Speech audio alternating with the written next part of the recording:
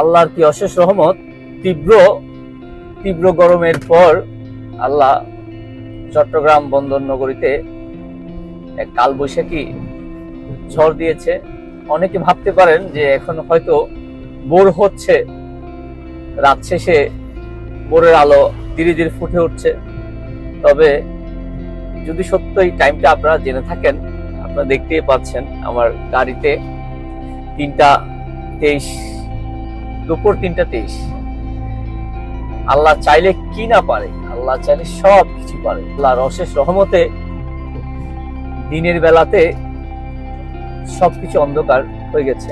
আমি যদি আপনাদেরকে আমার পার্কিংটা দেখাই, পার্কিংয়ে নিঝুম অন্ধকার একটি জায়গা হয়ে গেছে, যেন মনে হচ্ছে রাত্রে পার্কিংয়ে গাড়ি ঢুকাচ্ছি।